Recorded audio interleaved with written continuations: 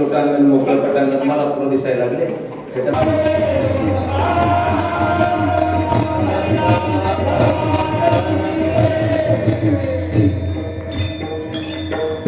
अखिल कुट ब्रह्मांड नायक रुक्मिणी प्राण संजीवन जगदाधार भक्तवांचा कल्पतरू आकारण कारण करुणावरणालय भगवान पांडुरंगाच्या अपूर्व कृपेद्वारा मुक्त कैवल्य तेजोनिधी विश्व माऊली ज्ञानोद्धार.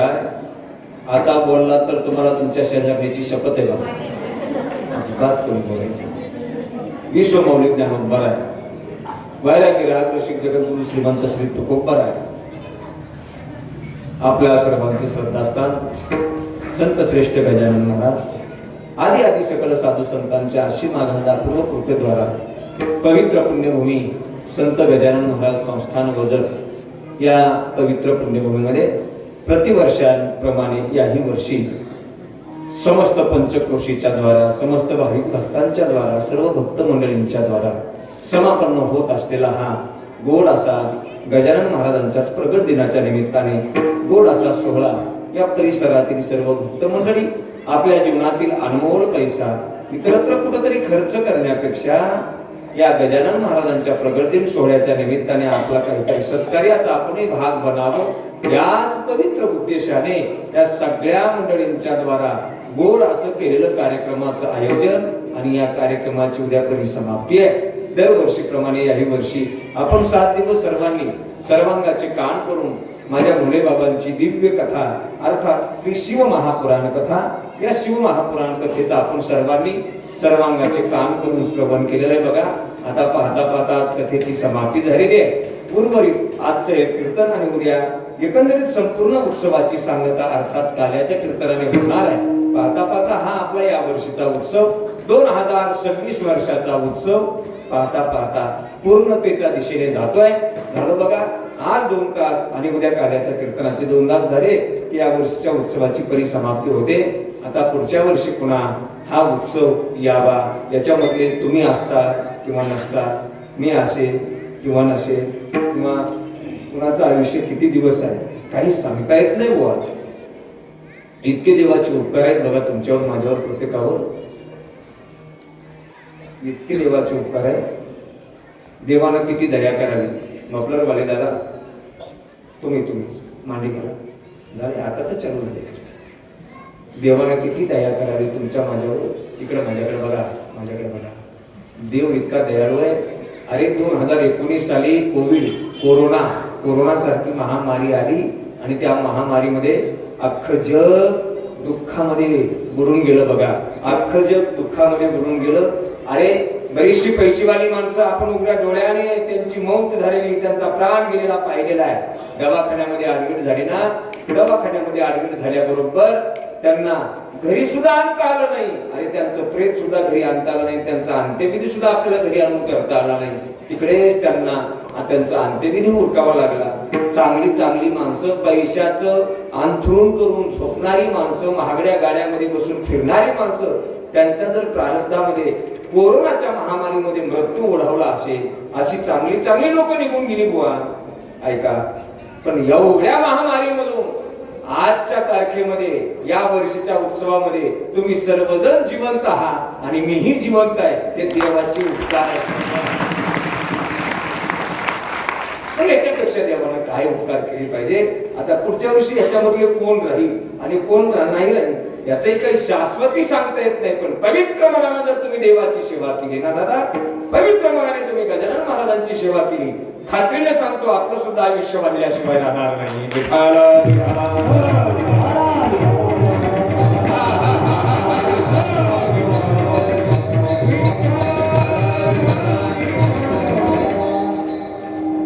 आणि या उत्सवाची फार गोड नियोजन आणि या संबंधाने मला आजच्या या कीर्तनासाठी निमंत्रित केलं.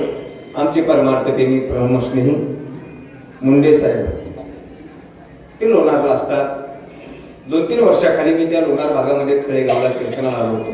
भगवान बाबांच्या पुण्यतिथीच्या उत्सवाच्या निमित्ताने त्या खळेगावला कीर्तन होतं पार आणि तिथे ते कीर्तनाला श्रवण करण्यासाठी मुंडे साहेब आले होते. त्यांची 2-3 वर्षापासूनची इच्छा होती महाराज तुम्ही एकदा आमच्या गावाला चला गड्या. परत आपल्या शेजारी असणारं दमदम गाव त्या दमदम गावामध्ये सुद्धा तिथल्या काही मंडळींनी कीर्तनाच्या तारखेच्या संदर्भात कॉल केला होता, पण ती थोडीस कार्यक्रमाची व्यस्तता असल्यामुळे त्यांना काही तारीख देऊ शकलो नाही. पण आमच्या मुंडे साहेबांनी हट्ट लावून धरला आणि मुंडे साहेबांच्या आग्रहामुळे, तुम्हा सर्वांच्या प्रेमामुळे आज गजानन महाराजांच्या दर्शनाचा योग, तुम्हा सर्व माता माऊल्यांच्या दर्शनाचा योग, तुम्हा सर्व पुरुष मंडळी श्रोतृ सज्जन मायबापांच्या दर्शनाचा योग, छोट्या छोट्या बालकांच्या दर्शनाचा योग माझ्या जीवनामध्ये प्राप्त झाला. हे माझं भाग्यच आहे. विठाला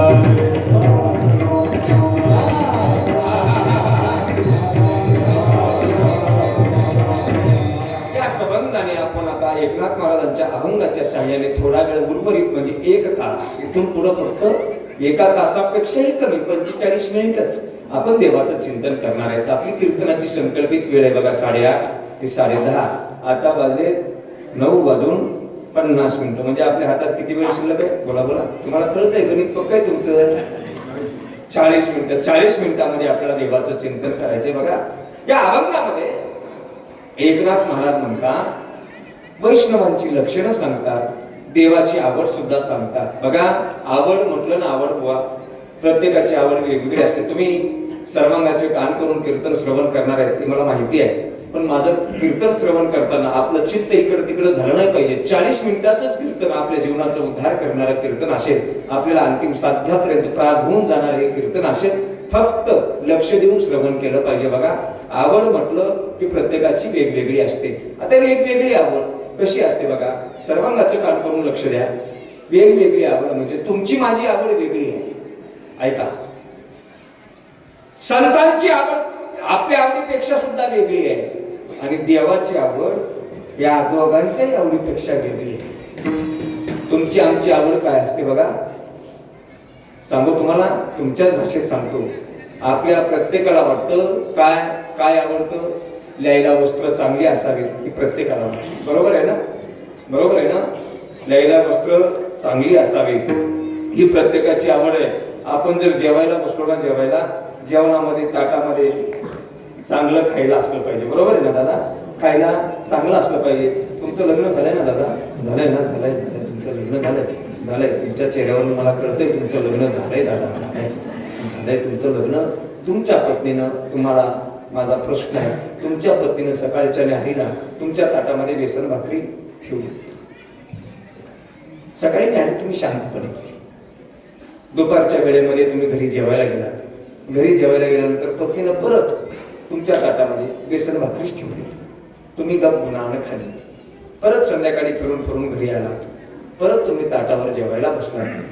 संध्याकाळच्या वेळेला सुद्धा तुमच्या पत्नीनं तुमच्या ताटात बेसन भाकरीच ठेवली. तुम्ही पत्नीची काय आरती करताल का?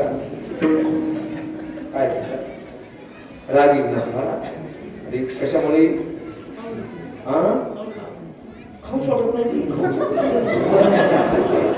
अरे सकाळी बेसन भाकरी, दुपारी बेसन भाकरी, सायंकाळी बेसन भाकरी. आता तुला काय डोक्याचा भाग आहे का नाही? तुझ्या काय बापाच्या घरचं आणते असं म्हणता ना? असं म्हणता. राग येतो बघा, राग. आणि राग आल्यानंतर त्या पत्नीवर तुम्ही चिडचिड करता. याचं कारण, अरे सकाळी बांधलेलं ताटातलं अन्न जर त्याचा दुपारी आपल्याला खाऊ वाटू नये अशी इच्छा होत असेल, म्हणजे तुमची इच्छा अशी आहे बघा, सकाळी खाल्लेलं ताटात दुपारी नसलं पाहिजे आणि दुपारी खाल्लेला मेनू संध्याकाळी तुमच्या ताटात नसला पाहिजे. म्हणजे खाण्यामध्ये 3 वेळा आपण नाश्ता सकाळी करतो, दुपारी जेवण करतो, सायंकाळी जेवण करतो. 3 वेळामध्ये आपल्या ताटात जर आपल्याला बदलून मेनू आवडत असेल, म्हणजे आपली आवड आहे खायला चांगलं असलं पाहिजे. बघा खायला चांगलं असलं पाहिजे आणि आपल्या संसारात कशाचीच कमी नसली पाहिजे. काम कमी आणि आराम जास्त अशी प्रत्येकाची आवड आहे.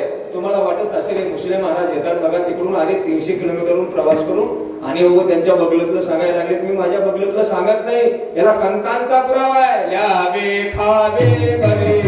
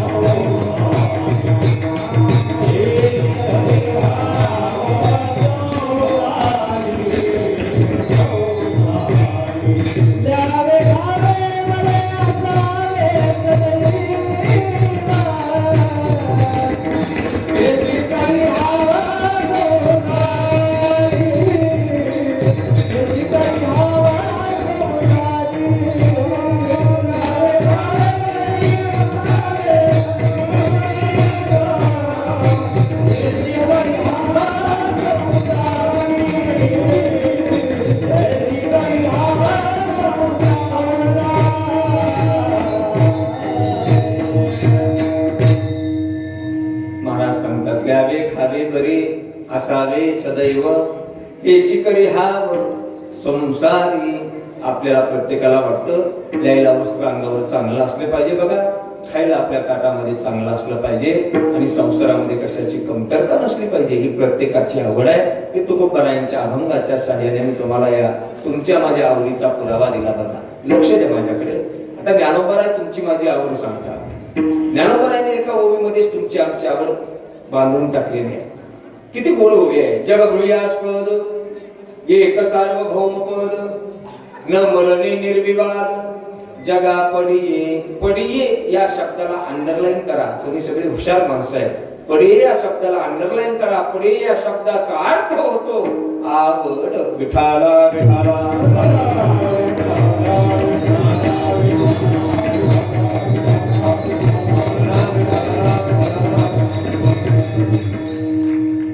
काय आवड आहे? जगभृयास्पद. पहिली आवड सांगितली या ओळीमध्ये तुमच्या आमच्या प्रत्येकाच्या दोन आवडी सांगितल्या. एक सार्वभौम पद.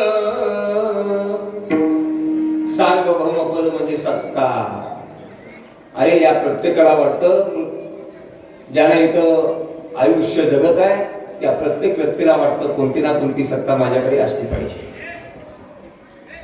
प्रत्येकाला वाटतं बघा. कोणाला सत्ता नको वाटते, कोणाला संपत्ती नको वाटते. प्रत्येकाला वाटतं काही ना काही वेळ का होईना मी या देशाचा पंतप्रधान झालो पाहिजे. कुणाला नको वाटतं पंतप्रधान पद. अरे चहा विकणारा जर पंतप्रधान होईत असतील तर तुम्हाला आम्हाला का त्याची इच्छा नसावी. दादा तुमचं नाव काय? भगवानराव. भगवान दादा. भगवान दादा किती वय आहे तुमचं? सध्या 57 वर्ष वय आहे भगवान दादा तुमचे. 57 वर्ष. भगवान दादा आज कीर्तन झालं. कीर्तन आणि कीर्तन झाल्यानंतर संध्याकाळी 11 वाजता तुम्ही तुमच्या घरी गेली. गाव कोणते तुमचं? वझरच आहे. वझरच आहे. वरी तुमच्या घरी गेली आणि घरी गेल्यानंतर तुम्ही निवांत पाठवर झोपले बघा. पाठवर झोपले आणि 12:10 या देशाचे लोकप्रिय पंतप्रधान माननीय श्री नरेंद्रभाई मोदी यांचा तुम्हाला फोन आला. भगवान दादा. आपण भगवान दादा बोलता का? हो मी भगवान दादा बोलतो. मी या देशाचा पंतप्रधान माननीय नरेंद्रभाई मोदी बोलतो. मोदी साहेब. अरे बापरे भगवान दादा तुम्हाला कसं वाटेल खरं सांगा बरं. माहिच्या अरे या देशाच्या पंतप्रधानाचा फोन या समाजासारख्या भगवानला आला. मग भगवान दादाला आनंद वाटतो बघा. आनंद. आणि मग मोदी साहेबांनी पुढचे वाक्य वापरले. भगवानराव काही अडचणीमुळे काही अपरिहार्य कारणामुळे मी माझ्या पंतप्रधान पदाच्या खुर्चीचा राजीनामा उद्या सकाळी देत आहे. आणि त्या पंतप्रधान पदाच्या खुर्चीचा राजीनामा देत असताना माझ्या डोक्यात असा विचार आला भगवानराव की या पदाच्या खुर्चीवर बसवण्यासाठी या भारतामध्ये दुसरा कोणी व्यक्ती योग्य नाही. मी आपल्या नावाची योग्यता तपासली आणि आपणच योग्य आहे म्हणून ह्या पंतप्रधान पदाच्या खुर्चीचा मान सन्मान ही सत्ता भगवानराव मी तुमच्या हवाली करतोय. तरी उद्या सकाळी 9:30 वाजता तुम्ही दिल्लीला यावं भगवानराव. भगवानराव आता मला तुम्हाला माझा प्रश्न आहे. भगवानराव तुम्ही आता दिल्लीला जाताल का नाही? घरातले घरात असले भगवानराव. खरं सांगणार काय तरी मनाला राखो किंवा नाही. ते बायकर जाणं होत नसेल तर डायरेक्ट विमान बुकिंग करतील आणि दिल्लीला जातील. विनोदाचा भाग सोडून द्या बाबा. अरे सत्ता कोणाला नको वाटते बघा. प्रत्येकाला वाटतं सत्ता आवडते. नाही देशाचा पंतप्रधान होता आलं ना दादा. या राष्ट्राचा महाराष्ट्र राज्याचा मुख्यमंत्री म्हणून तरी 5 वर्ष मी सत्ता भोगावी असं प्रत्येकाला वाटतं. पण तेही शक्य नाही. महाराष्ट्राचा मुख्यमंत्री जरी नाही होता आलं तर जिल्ह्याचा खासदार म्हणून तरी व्हावं ही प्रत्येकाची आवड आहे. नाही जिल्ह्याचा खासदार होता आलं चला मला पुढे सांगायचं तालुक्याचा आमदार म्हणून तरी आपण 5 वर्ष आमदारपद भोगावं हे प्रत्येकाला आवडतं. नाही आमदार होता आलं. आज जे मतदान झालं कशाचं झालं तुमच्याकडे? बोला बोला बोला. केलं नाही का मतदान? कोणा केलं ना? सगळ्यांनी. कसं केलं? फुकट केलं का पैसे घेऊन गेलं? लोक गप बसली.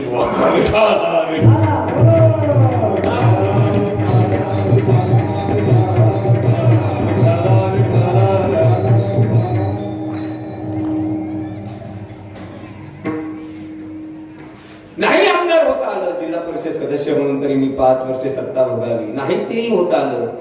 त्याची आवड थांबत नाही बुवा. त्याला वाटतं गावचा सरपंच तरी मी 5 वर्ष व्हावं. गावच्या लोकांनी त्याला स्वीकारलं नाही. मग वाटतं बघा जाऊ द्या, नाही देशाचा पंतप्रधान झालो, नाही महाराष्ट्र राज्याचा मुख्यमंत्री नाही झालो, जिल्ह्याचा खासदार नाही झालो, तालुक्याचा आमदार नाही झालो, पंचायत समितीचा सभापती नाही झालो, सदस्य नाही झालो, जिल्हा परिषदचा सदस्य नाही झालो, गावचा सरपंच नाही झालो, पण त्याची आवड काही थांबत नाही. त्याला वाटतं नाही जरी कुठली सत्ता मिळाली, माई जिवंत आहे, माझ्या श्वासात श्वास आहे तोपर्यंत माझ्या कुटुंबावर तरी माझी सत्ता असली पाहिजे, माझी पत्नी माझ्या धाकात वागली पाहिजे, माझ्या मुलांना माझ्या शब्दाच्या धाकात वागलं पाहिजे. त्याची ही आवड आहे. माझी सत्ता माझ्या कुटुंबापुरती तरी मर्यादित असली पाहिजे, त्याची आवड ही आहे. पण होतं उलट बघा, त्याची पत्नी वयामानानुसार त्याच्या शब्दाच्या धाकात राहत नाही आणि स्वतःचा मुलगा सुद्धा आपल्या धाकात राहत नाही. ही आवड आहे, पण ही आवड आपली पूर्ण होत नाही. विठाला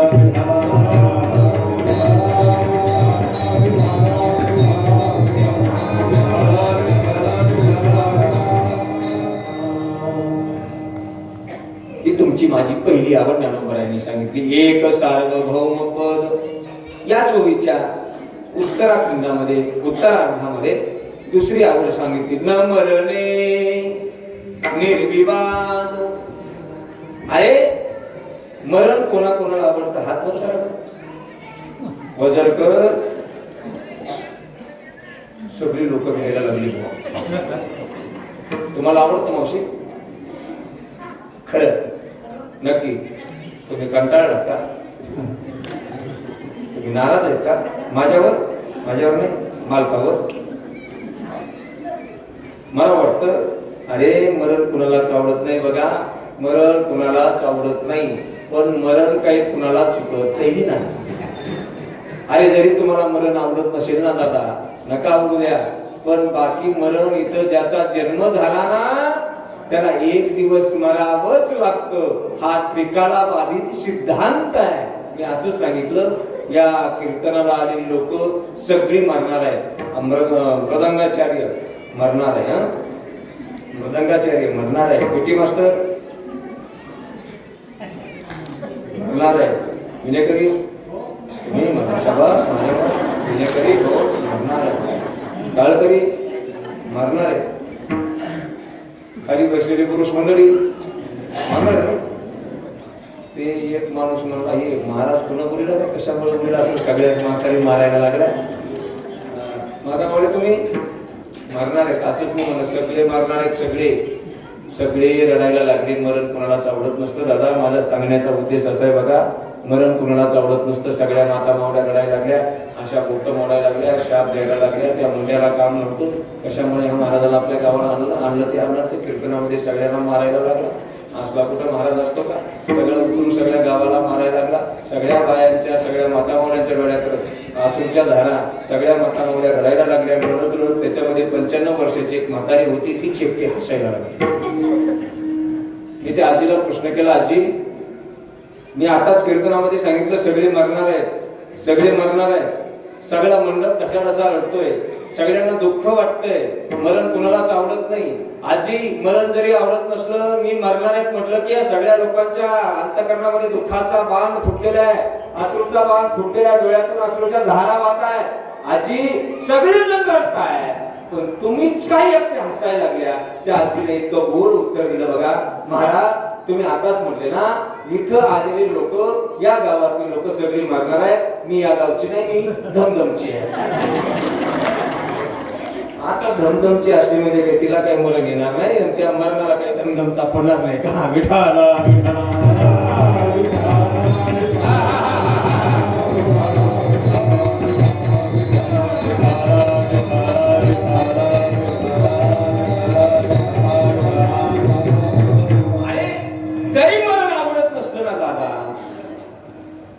मरावं लागणारच आहे. येथे उरो नाही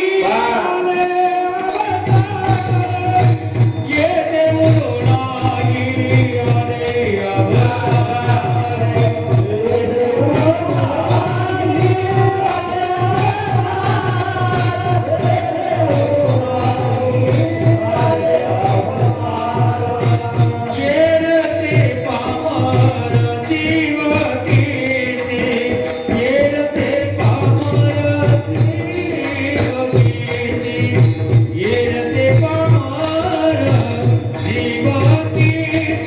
ये राते पामर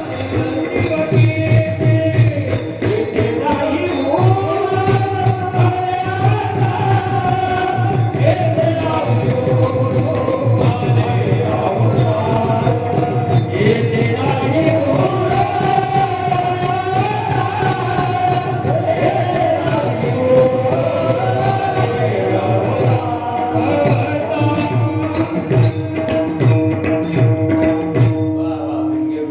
लिंगे गुरुजी गोड प्रमाण दिलं बघा. येथे नाही गुरु आले अवतार ये रते पामर जीव किती. अरे येथे जरी मृत्यू लोकांमध्ये देवांनी अवतार घेतला. अवतार शब्दाची व्याख्या करताना इतकी शास्त्रकारांनी सुंदर व्याख्या केलेली आहे बघा. अवतारती येथे अवतारा हा अवतार घेणारे देव असतात. संत हे अवतारला येत असतात. पण इकडं ऐका, लक्ष देऊन ऐका, देव जरी या मृत्यू लोकांमध्ये अवताराला आले ना, त्यांचं कार्य झालं की ते उभ्या पावली निघून जातात. इथं त्यांना सुद्धा राहण्याचा अधिकार नाही. संत सुद्धा या मृत्यू लोकांमध्ये अवताराला येतात दादा. संत सुद्धा अवताराला आल्यानंतर त्यांचं अवतार कार्य झालं की ती उभ्या पावली निघून जातात. त्यांना सुद्धा या मृत्यू लोकांमध्ये राहता येत नाही. आणि शहाणी माणसं तीच असतात. आपलं काम झालं की त्या गावात थांबत नसतात. तुम्हाला उदाहरण द्यायचं झालं सांगतो.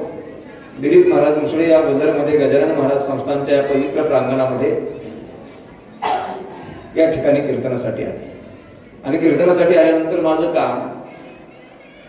काम तिथं किती वेळ आहे? बोला बोला. तुम्ही काही सगळे झोपा काढताय का?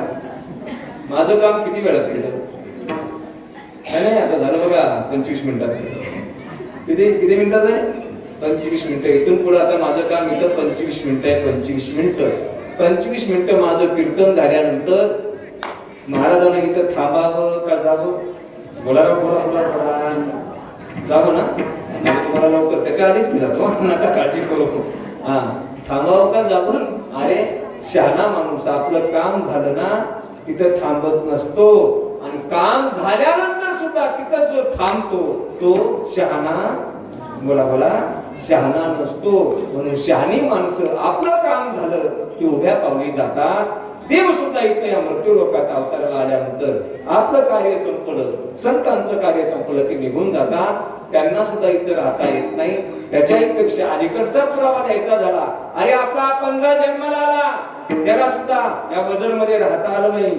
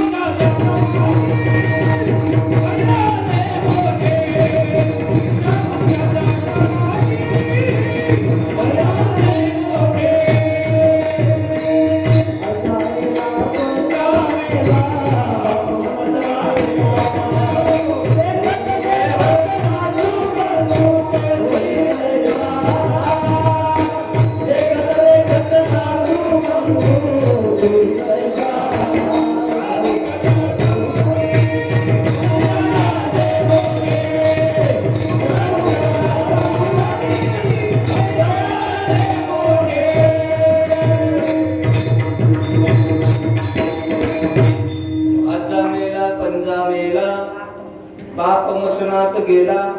अरे आपला पंजा जन्माला आला तो सुद्धा मेला बुवा. आपला आजा जन्माला आला त्यालाही मरावं लागलं. आपला बाप, आपल्याला जन्म दिलेला बाप, तो सुद्धा या बझर मध्ये जन्माला आला, त्याला सुद्धा त्याचं आयुष्य संपले आहे, जावं लागलं. बरोबर आहे ना दादा? बरोबर आहे ना? जावं लागलं ना. तुम्ही काय राग बघायला गेलो? मगापासून निरीक्षण करून पाहतो असं म्हणजे असं मार का बैल जसा बघतो तुम्हाला राग तर येत नाही ना माझा? नाही ना? आला तरी काहीच करणार नाही. विठाला विठाला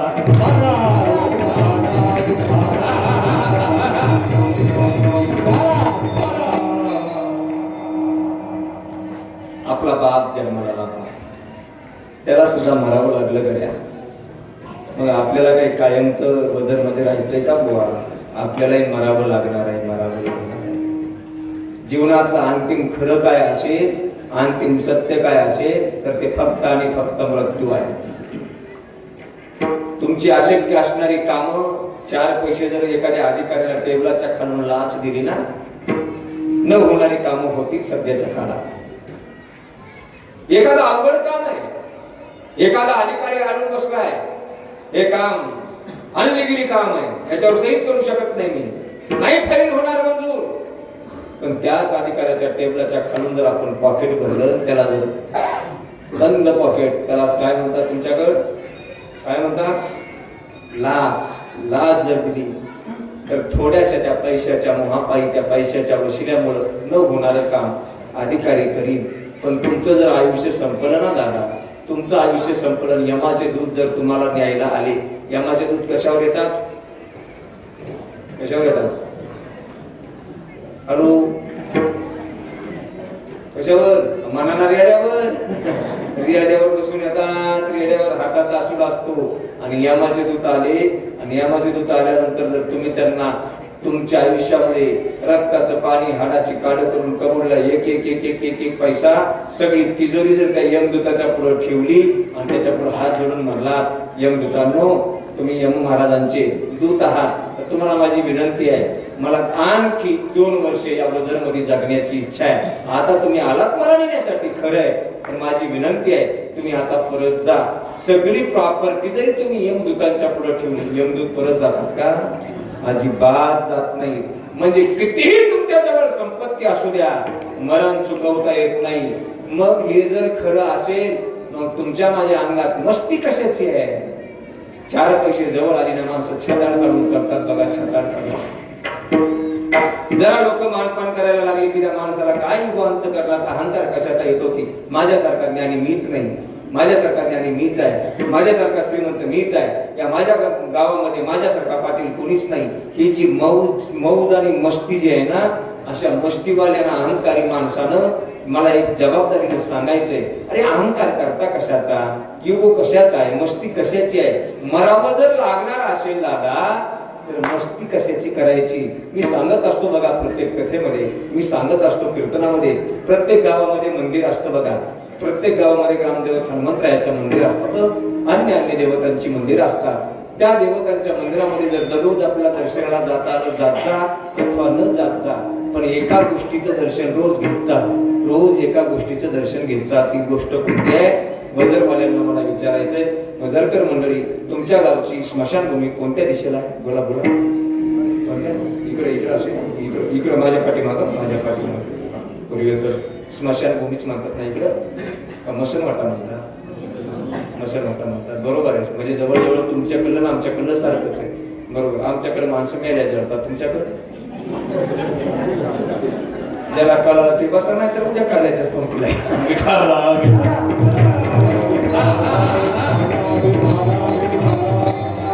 ज्याला मस्ती आहे ना, त्यानं काय देवाचं दर्शन घेता आलं घ्यावं अथवा न घ्यावं बुवा, पण रोज सकाळी उठलं ना 10 मिनिटं त्या स्मशानभूमीत, मसनवाट्यामध्ये जावं आणि त्या मसनवाट्यामध्ये जाऊन आत्मचिंतन करावं. अरे राजा, एवढा जरी पैसा असला, एवढी जरी संपत्ती असली, मस्ती कशाची करायची, अहंकार कशाचा धारण करायचा? एक दिवस जर शेवटचा मुक्काम तुझा याच मसनवाट्यात होणार असेल, तर मस्ती कशाची? अरे श्रीमंत माणूस मरतो, आपल्या हिंदू वैदिक धर्मशास्त्रामध्ये त्याला अग्निडाग देतात. श्रीमंत माणूस मरतो, त्याला अग्निडाग दिला जातो. आणि एखादा आपल्याच गावातला कोकटामध्ये राहणारा गरीब व्यक्ती म्हणू द्या, तो जर हिंदू धर्माचा असेल, तर त्यालाही अग्निडाग देतात. बघा, मला याच्या पुढे तुम्हाला प्रश्न विचारायचा आहे. श्रीमंताची चित्ता त्याच स्मशानभूमीमध्ये जळते दादा, गरीबाची चित्ता त्याच स्मशानभूमीमध्ये जळते. श्रीमंताच्या चित्तेची काय होते? बोला बोला. राख होते ना, राखच होते ना, राख होते. आणि गरीबाच्या चित्तेची राखच होते. अरे गरीबी मेल्यावर जर राखच होत असेल आणि श्रीमंतही मेल्यावर जर राखच होत असेल तर मस्ती कशाची आहे? विठाला अरे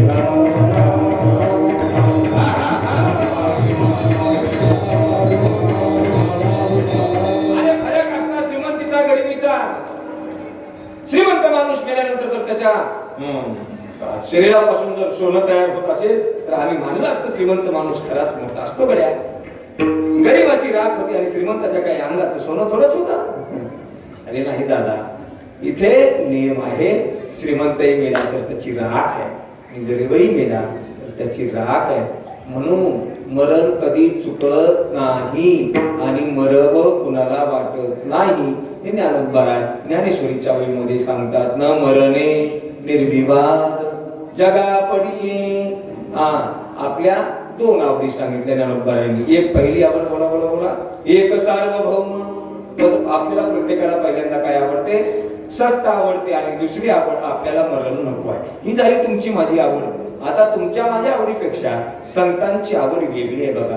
संतांना काय आवडतं? संत या लोकांमध्ये जे अवताराला येतात ते फक्त आणि फक्त या जगतामध्ये यश यावत मनुष्य मात्राचा उद्धार करण्यासाठी संतांचा अवतार असतो. एवढं संतांचं जीवन उपकारासाठी त्या मृत्यू लोकांमध्ये संत अवताराला येत असतात. येथे उपकारासाठी आले घरजा वैकुंठी. फक्त आणि फक्त उपकार करण्यासाठी येतात. काय उपकार करतात संत? संत त्यांचं जीवन जगत असताना, त्यांचं आयुष्य जगत असताना त्यांच्या नजरेत एकच त्यांना एकच त्यांच्या अंतःकरणामध्ये तळमळ असते. दादा, वाटतं त्यांच्या नजरेला जर दुष्ट माणसं दिसली, त्यांच्या नजरेला जर दुर्जय माणसं दिसली, त्यांच्या नजरेला जर खळ माणसं दिसली ना, खळ, त्या दुष्टाच्या अंगातला दुष्टपणा निघून जावा हे संतांच्या अंतःकरणात तळमळ असते. खळ माणसाच्या अंतःकरणातला खळपणा निघून जावा ही संतांच्या अंतःकरणातली तळमळ असते. आणि दुर्जन माणसाच्या अंतःकरणातला दुर्जनपणा निघून जावा, त्याच्या अंगात दुर्जनपणा नसावा ही संतांची अंतःकरणामध्ये तळमळ असते. दुर्जन सज्जन करण्यासाठी संत आपलं आयुष्य झिजवतात. ही संतांची आवड. दुर्जन कोणाला म्हणावं तुम्हाला माहिती आहे का? दुर्जन त्याचं वागणं सगळं सत्याच्या विरोधात असतं.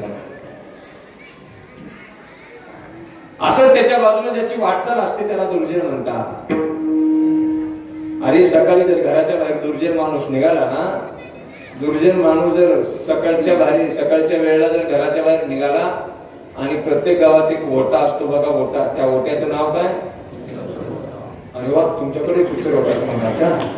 पुच्चर ओटा असतो बघा, पुच्चर ओटा. पुच्चर ओट्यावर जर बसणारा माणूस तो पुच्चर ओट्यावर बसल्यानंतर ह्याच्या घरचं असं झालं, त्याच्या घरचं तसं झालं, त्याच्या घरचं तसं झालं, त्याच्या घरचं तसं झालं. दुसरा धंदाच नाही महाराज. ते माणसं बघा, आपल्याकडे ग्रामपंचायत असते बघा, ग्रामपंचायत दादा तुमच्या माहितीस्तव. आणि त्या ग्रामपंचायत मध्ये सफाईचे कर्मचारी असतात.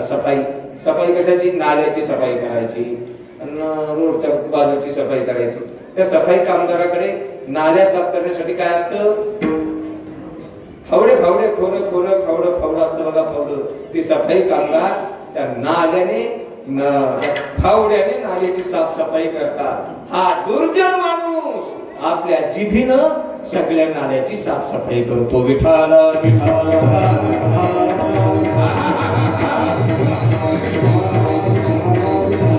साधू सुद्धा सांगतात बघा, असते खड माणसं, दुर्जन माणसं घातकी असतात. चुकून सुद्धा त्यांची सावली आपल्या देहावर पडली नाही पाहिजे. दुर्जनाची संगती माणसाच्या पतनाला कारणीभूत असते. आपल्या जर जीवनाचं पतन करून घ्यायचं असेल तर दुर्जन माणसाच्या संगतीत माणसाला बसावं. दुर्जन कोणाला म्हणावं? दुर्जन किती घातकी असतो, किती विषारी असतो. आता मला तुम्हाला सोपं करून सांगायचंय बघा, सोपं ऐका, लक्ष देऊन. विंचू माहित आहे का? विंचू ज्यांना माहित आहे त्यांनी हात वर करा. कसला असतो विंचू? तांबडा असतो. तांबडा बरोबर ना? तांबडाच असतो ना? तांबडाच असतो ना? काळा पिवळा बरंच असला असेल तसा काळा विंचू असतो बघा. विंचू माहित आहे ना? विंचू बघितलाय तुम्ही सगळ्यांनी? विंचू बघितलाय? कुणाला चावलाय बुवा? नाही ना तुम्हाला? चावला बघा. एखाद्या मावशी विदे तुला चावला बघ. आज सकाळी जर 10 वाजता तो विंचू चावला तर त्या शरीरामध्ये आग इतकी होत असते, इतकी आग होत असते की उद्या सकाळी 10 वाजेपर्यंत त्याच्या शरीरातली आग थांबत नसते, विंचवाच्या दंशाने. मग मला प्रश्न विचारायचा आहे तुम्हाला, त्या विंचवाच्या कुठं विष असतं? आपण सगळे शेतकरी आहे, कुठं? नांगीत ती नांगी असते बघा, अशी नांगी, अशी नांगी असते ती. त्या नांगीच्या फक्त टोकात विष असतं. अरे नांगीच्या टोकातला जर एक नांगी जर त्यानं दंश आपल्या शरीराला केला, त्याच्यामध्ये विष किती असणार आहे? थोडंसं असेल ना, थोडस विष आपल्या शरीरात गेल्यानंतर जर आपल्या शरीराचा दाह 24 तास होत असेल दादा, फक्त त्या विंचवाच्या नांगीतल्या विषामुळे जर आपल्या शरीराचा 24 तास होत असेल, दाह होत असेल, तर दुर्जन माणसाच्या सगळ्या अंगात विष असते. विंचवाची नांगी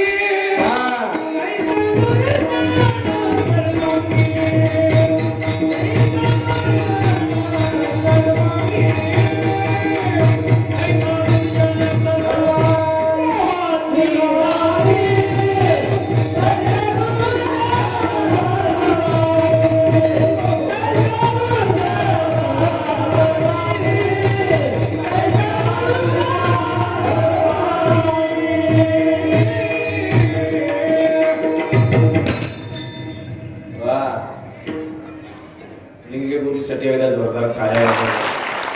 इतके समर्पक प्रमाण देणारी माणसं फार क्वचित मिळतात. एखाद्या महाराजानं एकदा सुंदर असा दृष्टांत सांगावा, त्या दृष्टांताला साधू संतांचा पुरावा अशी देणारी बरीच गायक मंडळी क्वचित कुठे पाहायला मिळतात. किती गोड प्रमाण दिलं बघा. विंचवाची नांगी तैसा दुर्जन सर्व अंगी. आणि विंचवाच्या फक्त विष असेल तर फक्त नांगीत विष आहे बुवा, पण दुर्जन माणसाच्या सगळ्या अंगात ठासून काय भरलेलं असेल? फक्त विष आहे. म्हणून अशा विषारी माणसाची सावली आपल्या अंगावर कधीच पडू द्यायची नाही. आपला किती कथा ऐकलेला देह असेल, किती कीर्तन ऐकलेला पवित्र झालेला देह असेल, दुर्जनाची जर सावली आपल्या अंगावर पडली, आपला सुद्धा देह अपवित्र झाल्याशिवाय राहत नाही. विठाला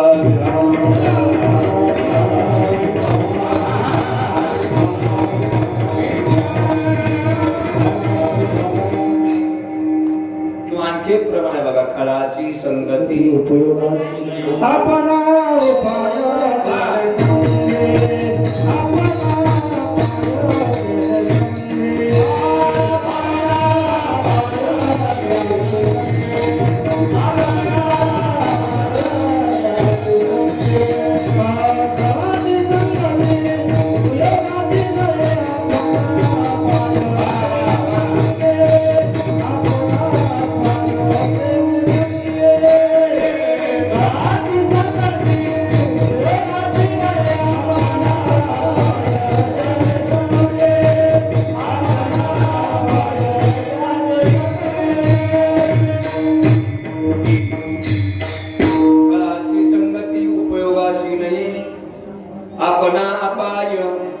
संगे. आणि आपलं सुद्धा पतन दुर्जनाच्या काळाच्या संगतीनं झाल्याशिवाय राहत नाही. पण माझ्या संतांची आवड एक असते बघा, संतांची आवडच एक आहे.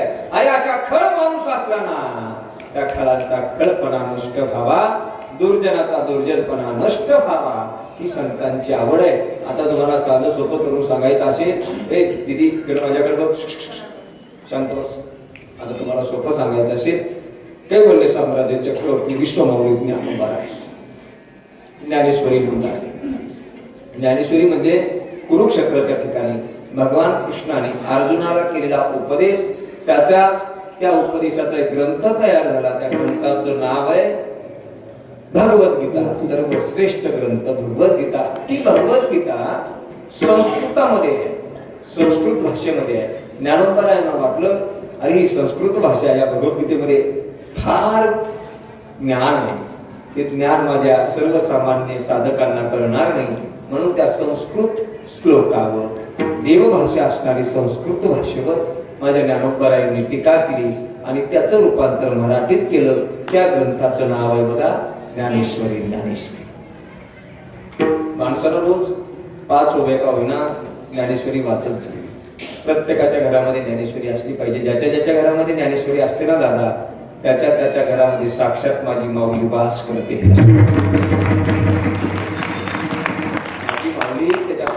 ज्यांच्या घरामध्ये वास करते. मी अनुभवलंय, बरेच माझ्या गावातलं उदाहरण सांगतो. 45 वर्षाची माता माऊली होती दादा, तुमच्या माहितीच तो सांगतो. तिच्या बापानं तिला शाळेमध्ये घातलं नाही, तिला शिकवलं नाही. अडाणी एक अक्षराची सुद्धा ओळख नाही, अक्षराची सुद्धा. तुम्हाला आजही ती मावशी माझ्या गावात जिवंत आहे. आजही ती ज्ञानेश्वरी वाचते पहा, आजही वाचते. कार्तिकीला ज्ञानोबरायांच्या समाधी सोहळ्याच्या निमित्ताने ती माझ्यासोबत आली आळंदीला आणि म्हणे, महाराज माझी इच्छा आहे माऊलींच्या समाधीचं दर्शन घेतलं तिला. महाराज माझी इच्छा आहे ज्ञानेश्वरी वाचावी वाटते महाराज, पण काय करू, माझ्या मायबापांना मला शाळा शिकवली नाही, मला अक्षराची ओळख सुद्धा नाही, शब्दाचं ज्ञान सुद्धा नाही. मी म्हटलं एक काम कर ना ताई, तू मी तुला ज्ञानेश्वरी घेऊन देतो. माझ्या खिशातले 200 रुपये काढले, तिला ज्ञानेश्वरी घेऊन दिली. मी म्हटलं तू काय करत जा, रोज ज्ञानेश्वरीची पूजा करत जा.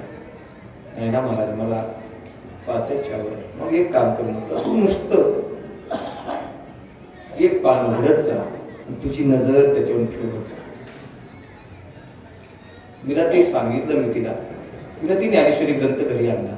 रोज सकाळी देवपूजा देवाऱ्यावर करायची, ज्ञानेश्वरी अशी उघडायची. पहिल्या दिवशी तिला ज्ञानेश्वरी उघडली, तिच्या डोळ्यामध्ये दुःखाच्या अश्रूच्या धारा आल्या, म्हणजे ती रडायला लागली. माऊली काय अन्याय केला असेल मी, कशामुळं मला वाचता येत नाही. तुमची ज्ञानेश्वरी मी मोठ्या थोर मोठ्या साधूंच्या मुखातून ऐकते.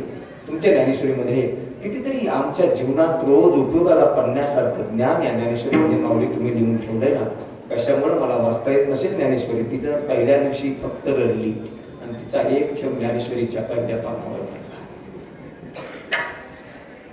संध्याकाळी ती रडत रडतच माझ्याकडे आली. ती म्हटली, महाराज आज उघडली बघा ज्ञानेश्वरी, मी वाचली. वाचता वाचता माझ्या डोळ्यात अश्रूच्या धारा आल्या महाराज. आणि त्या अश्रूच्या धारेने मला वाईट वाटलं. मला जर ज्ञानेश्वरी वाचता आली असती तर माझ्या जीवनाचं सार्थक झालं असतं. मी म्हटलं काही वाईट वाटून घेऊ नको, तसंच पान रोज उघडत जा. तुला खात्रीनं सांगतो, माझी माऊली इतकी उदार आहे, माझी माऊली इतकी कृपाळू आहे, हे दिवस तुला ज्ञानेश्वरी वाचायला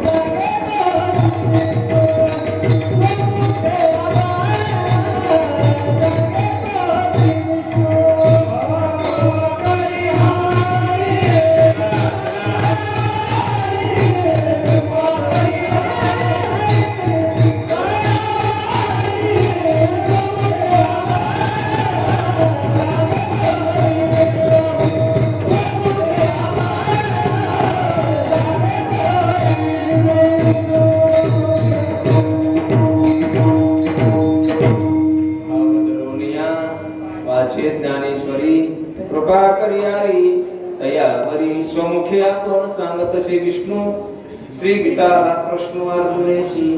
अरे ज्ञानेश्वरी वाचताना अंतकरणामध्ये भाव असू द्या दादा, नक्की तुम्हाला माझी माऊली कृपा केल्याशिवाय राहत नाही. तिला मी शब्द दिला, आई तुला एक दिवस नक्की ज्ञानेश्वरी वाचता येईल. तिनं रोज फक्त पान उघडावं आणि त्या पानावर ज्या ओव्या आहेत ना, त्या ओव्यावर तिनं नजर फिरवावी. साक्षात्कार असा तिच्या जीवनात झाला, असा चमत्कार झाला. ज्या स्त्रीला, ज्या माता माऊलीला अक्षराची ओळख सुद्धा नव्हती, ती आज खाड खाड अवघडातली अवघड शब्द ज्ञानेश्वरी वाचायली.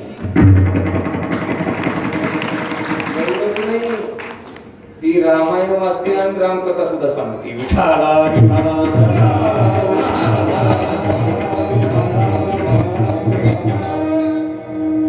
म्हणून कोणच म्हणायचं नाही मला माझ्या आई वडिलांनी शिकवलं ज्ञानेश्वरी ग्रंथ घरात आणत जा बुवा. ज्ञानेश्वरी नाही तुम्हाला वाचता आली, आणखी जबाबदारीने एक वाक्य बोलून जाईल मी तुम्हाला, जबाबदारीनं वाक्य बोलेन. अरे नुसतं ज्ञानेश्वरीच्या ओव्यावर जर तुम्ही रोज बोट फिरवलं, बोट नुसतं बोट तुम्हाला नका वाचता येऊ द्या, रोज 5 ओळीवर बोट फिरवा. माझी माऊली इतकी कृपाळू आहे, माझी माऊली इतकी दयाळू आहे. एकदा तुमचं जे बोट जर तुम्ही जे ज्ञानेश्वरीवर बोट फिरवता ते बोट माझ्या माऊलीने जर पकडलं तर तुमच्या जीवनाचं सार्थक आहे. म्हणून ज्ञानेश्वरी ती ज्ञानेश्वरी लिहित असताना सच्चिदानंद बाबा लिहायला होते आणि माझे ज्ञानोबाला सांगत सगळी ज्ञानेश्वरी 18 अध्याय झाला. 18 अध्याय सुरुवात झाला ना 18 अध्याय सांगता सांगता सांगता ज्ञानेश्वरी पूर्ण होली आणि ज्ञानेश्वरीतली शेवटची ओवी माऊली सांगतात, सच्चिदानंद बाबा लिहितात आणि शेवटची ओवी आली बघा. किंबहुना तुमचे केले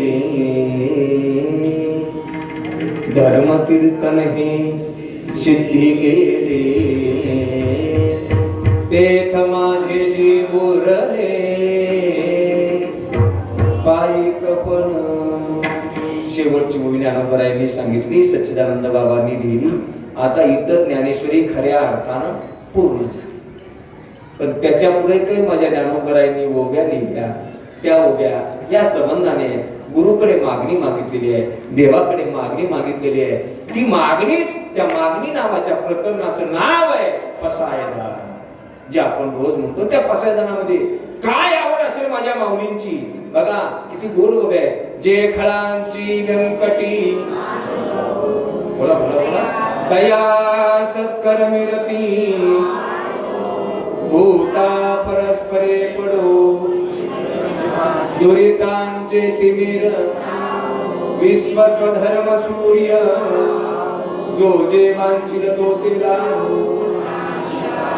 हे जे सगळं काय म्हटलं असं, अरे दुष्टांचा दुष्टपणा जावा, खळांचा खळपणा जावा. हीच माझ्या ज्ञानोबरायाची सुद्धा आवड आहे. तुमची आमची आवड वेगळी, संतांची आवड वेगळी, आता देवाची आवड वेगळी. देवाला काय आवडतं?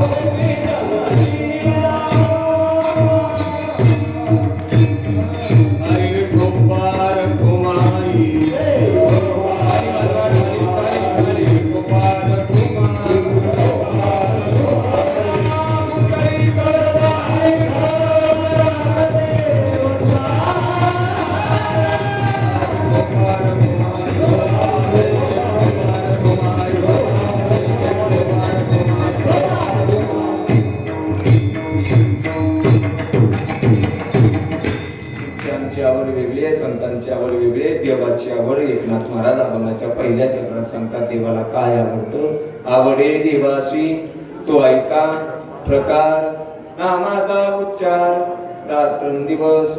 देवाला काय आवडतं? तर काही आवडत नाही, देवाचं नावच देवाला आवडतं. नामाचा उच्चार रात्रंदिवस. जी साधक लोक देवाचे नाव घेतात ना, तीच साधक, तीच भक्त, ज्याच्या मुखामध्ये देवाचं सतत रात्रंदिवस चिंतन आहे, तेच देवाला आवडतात. रात्रंदिवस मुखामध्ये नाव देवाचं असलं पाहिजे बघा.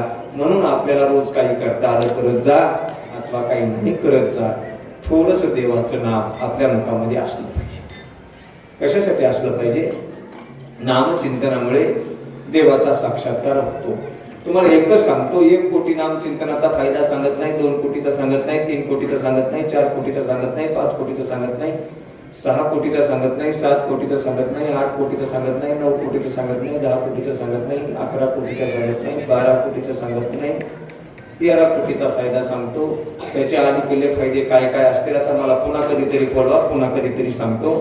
अरे ज्याच्या जीवनामध्ये 13 कोटी नाम चिंतन होतं ना, 13 कोटी नाम जप होतो ना, त्याला साक्षात माझा देव दर्शन देण्यासाठी त्याच्या घरी येतो. आता 1 कोटी नाम चिंतन केलेला काय परिणाम होतो, 2 कोटी काय होतो हे आता नाही सांगणार, ठेवणार आहे शिल्लक असं पाठीमागे ठेवणार आहे. म्हणून सांगण्याचं तात्पर्य 13 कोटी नाम चिंतन जरी नाही झालं आपल्या जीवनामध्ये, रोज सकाळी नित्यने माणूस सकाळी उठायचं, स्नान करायचं, स्नान करून देवपूजा करायची, देवपूजा झाल्यानंतर किमान पक्षी आपल्या जीवनामध्ये असा नियम असला पाहिजे, 108 वेळा तरी देवाचं आपल्या मुखातून नाम चिंतन केलं पाहिजे. कारण ही मुखाची जी सुंदर अशी जीभ देवानं मोठ्या उदार अंतकरणानं दिली आहे ना, काहीतरी बोलत बसण्यापेक्षा, काहीतरी खोटारडेपणा करत बसण्यापेक्षा देवाचं नाव घे, तुझ्या जीवीचं सार्थक झाल्याशिवाय राहणार नाही. विठाला विठाला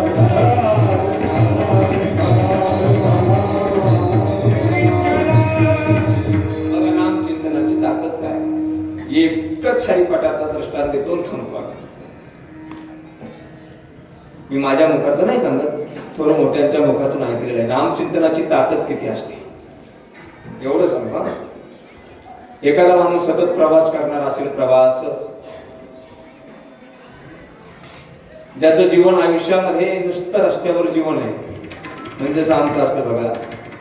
आणि प्रवासी माणूस जिवंत असून मेल्यासारखा असतो हा शास्त्र सिद्धांत आहे.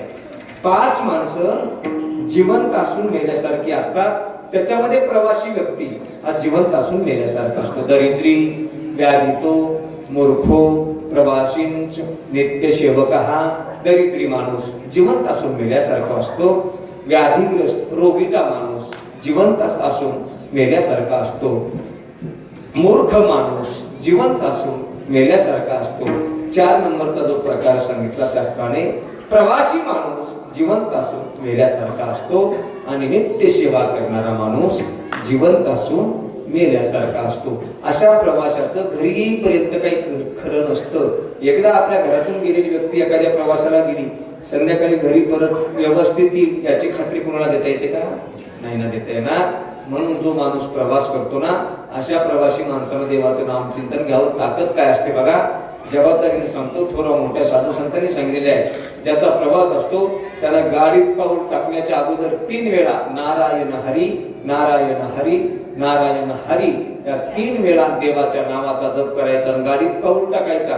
कसलाही कठीण प्रसंग त्याच्या प्रवासात येऊ द्या, पण याच्या कशालाही धक्का लागत नाही. ही देवाच्या नावाची ताकद आहे. माझ्या पदरचं बोलत नाही, हरिपाठात प्रमाण आहे.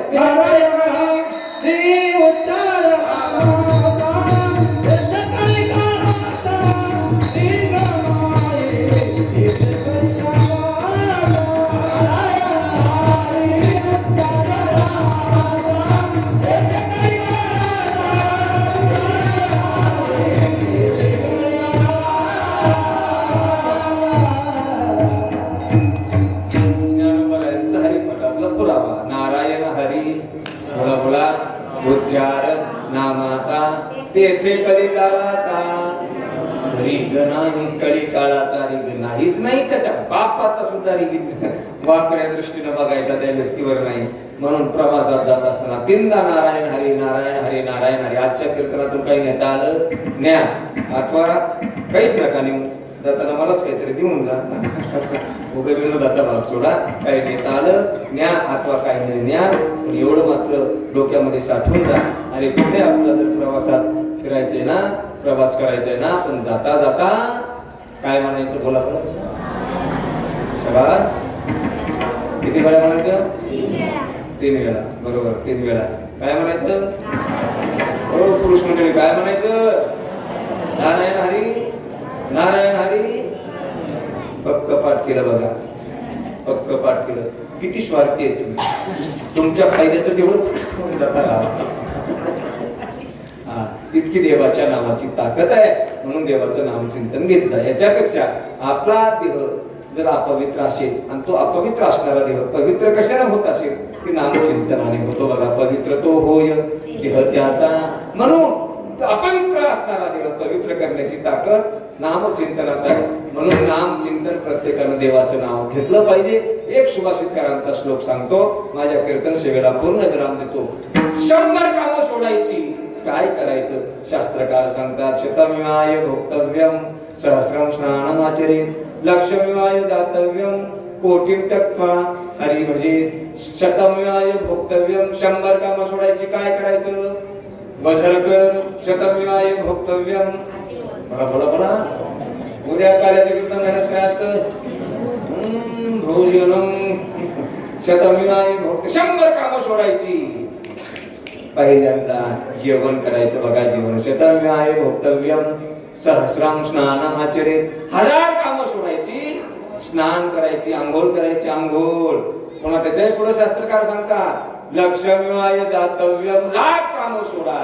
तुमच्या जर या दरवाजामध्ये एखादा याचक आला असेल, एखादा भिकारी आला असेल, तर त्याला अगोदर दान द्या. दान उगाच हे माझ्या मागे कामाने ह्या अडचणीत आहे, त्या अडचणीमुळे मला तुम्हाला दान देता येणार नाही, अजिबात असले नक्रीस लावायची नाही.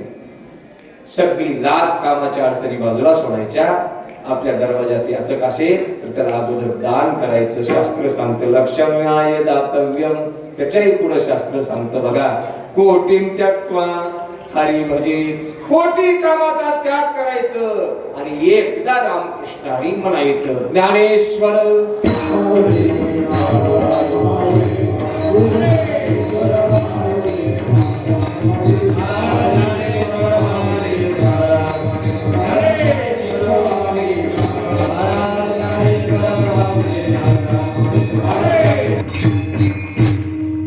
कोटिं त्यक्त्वा हरी भजेत, कोटी कामं सोडायची, देवाचं चिंतन करायचं. ना अशी चिंतन देवाचं करणारी साधक असतात, तेच देवाला आवडतात. त्यांची लक्षणे काय असतात? तुळशी माळ गळा, देवाचं नाव मुखात आणि गळ्यात तुळशीची माळ नाही.